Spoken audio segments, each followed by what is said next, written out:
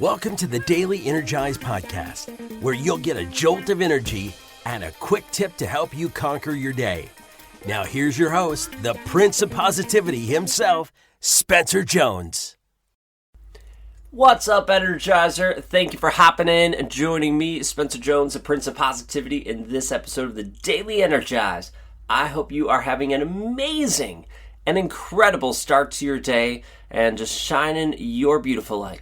Or maybe it's the middle of the day or end of the day, whenever you're listening to this. I hope you're having an amazing day and shining your incredible light with the world. And today I want to chat about stories and how we relate to one another. We actually have very similar stories. So let me share this story. I'll share the idea of stories by sharing this story. How many times can I say story in a sentence? A lot, apparently. All right, so in any case, I recently went to a Dudes and Tacos event. Now, for those of you that don't know, Dudes and Tacos is a local group organization meeting thing that supports men's mental health. And so we get together monthly, enjoy tacos, but then we have speakers come in and talk about different mental health stories and ways that we can help ourselves be at our best to get rid of the darkness, right? The stuff that I share, talk about, and preach, we have other people come in and share those things, right? And with a group of guys from the Fox Cities area where I live. So, in any case, there's a premise of it. Well, I was recently at one of our get-togethers, and we had this guy speak at it, and he's sharing his story. And his story was different. I've never met him. I guess I've met him once before, but I never heard a story. And his story was one of drugs, sex, alcohol, just some crazy stuff, going to prison, suicidal, and just his whole journey. And as I'm listening to him speak, and he basically, to summarize the story in a very quick and not justified way of it all, because I can't do justice to his whole story, is that he was messing up in his life, he's making some poor choices, things that he probably now wishes he didn't do, except for the fact that it got him to where he is today. And so after going to jail, he cleaned up his act and he stopped doing drugs. He stopped being alcoholic, a womanizer, and really cleaned up and started to work on his mental health, realizing that he was trying to fill that void inside.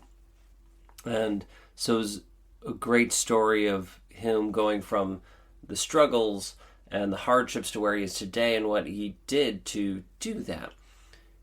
And as I'm listening to his story, I realized, oh wow, like my story, and most of you have heard my story before, is different than his. I didn't necessarily have the drug abuse, but I was trying to fill that void inside.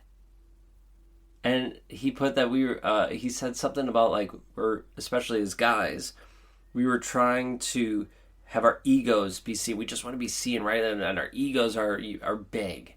Especially as late teen, 20-somethings. And I go, wow, that was totally me. Like I'm trying to be seen, to be heard, to know that I'm alive and let people see that I was just trying to fill that void inside. And I did it through different things, but in the end it was the same thing. Right? We had similar parts of our story. He was suicidal. I was suicidal. He made stupid decisions. I made stupid decisions. He decided to become clean and work on his mindset and mental health. I, after hitting my rock bottom, decided to take care of my mental health. And really look to see, why was I being triggered? What was causing that void? How can I fill it with love and light and eliminate that? And two very different backgrounds, but yet similar stories. And it just made me pause and think, how many of us have similar stories? That yes, we are different. We're different from one another. But yet, how much are we the same? Sure, the details might be different. But how many of the big things, the bigger things in our life, are the same or at least similar? We're not that different. So if we're not that different with the things we struggled with, then I bet you we're not that different with the things that we could do to help us succeed and be at our best. Sure, we might not always hit it out of the park and be perfect at it, right? And some things that work for me might not work for you, but they might. We're not that different. So instead of trying to divide, especially in the political season that we're in, right? Everything's about being divided and we're better than they are. Let's get rid of the divide, because we're really not all that different. Sure, some of the details are different, but a lot of the deeper stuff, it's the same. So what can we do? Well, we could show love. We could show grace. We could be kind. We could work to understand, or at least try to understand.